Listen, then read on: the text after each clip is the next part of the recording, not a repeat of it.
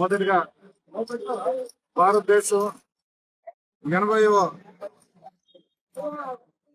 సంవత్సరం తాలూకా మనం ఏదైతే ఇండిపెండెన్స్ పూర్తి చేసుకొని 80 సంవత్సరాలు పూర్తి చేసుకొని జిఎస్ఎల్ మెడికల్ ఇన్స్టిట్యూషన్స్ మరియు కిమ్యూ ఇంటర్నేషనల్ యూనివర్సిటీ భాగస్వామ్యంతో ఇండియన్ అలైన్డ్ ఎంబీబీఎస్ కోర్స్ అడ్మిషన్లు అందిస్తోంది నియో. ప్రపంచ దేశాల్లో ఎక్కడున్న భారతీయులందరూ ప్రతి ఒక్కరికి భారతీయులందరికీ స్వతంత్ర దిన శుభాకాంక్షలు. ఈరోజు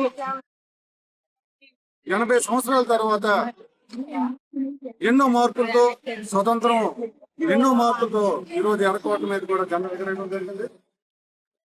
మన ప్రధానమంత్రి నరేంద్ర మోడీ గారి నేతృత్వంలో దేశం నలుమూలల సర్కారు తరంగమే మనం ఈ రోజు చేస్తున్న కార్యక్రమం ప్రతి ఇంటి మీద జెండా ఎగరేసే ఒక మహత్తరమైన కార్యక్రమం చేపట్టడం ప్రతి భారతీయుడికి గర్వకారణం.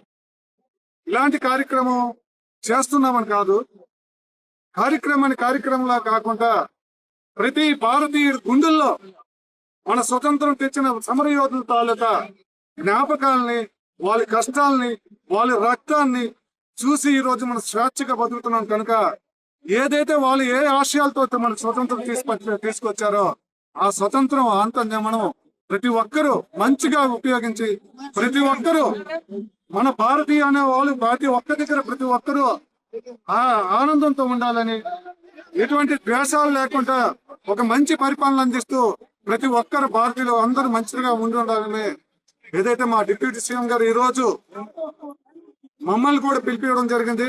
ఆంధ్రప్రదేశ్ డిప్యూటీ సీఎం పవన్ కళ్యాణ్ గారు, జనసేన అధ్యక్షులు 175 నియోజకవర్గాల్లో తప్పనిసరిగా 14-15 తారీఖుల్లో మన జాతీయ జెండా పట్టుకుని ర్యాలీ చేయమన్నారు.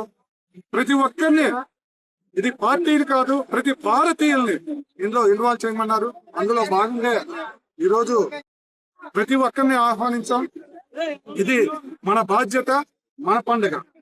మన పండుగని ఏదైతే మనం ఈ స్వతంత్రంగా ఈరోజు తిరుగుతున్నామో ఆ స్వతంత్రాన్ని ఎవరిని తీసుకుని వచ్చారో స్వతంత్రాన్ని వాళ్ళు స్మరించుకొని, వాళ్ళ జ్ఞాపకాలను స్మరించుకొని, వాళ్ళు ఏదైతే ఆశయాలతో తీసుకుని వచ్చారో వాళ్ళ ఆశయాలను ముందుకు తీసుకుని వెళ్ళాలని, ప్రతి ఒక్కరూ ఆనందంతో ఉండాలని చేపట్టిన ఈ కార్యక్రమం పవన్ కళ్యాణ్ గారు చాలా విజయవంతం చేస్తారు. అంగన్వాడీ మెంబర్స్ అందరూ వచ్చారు.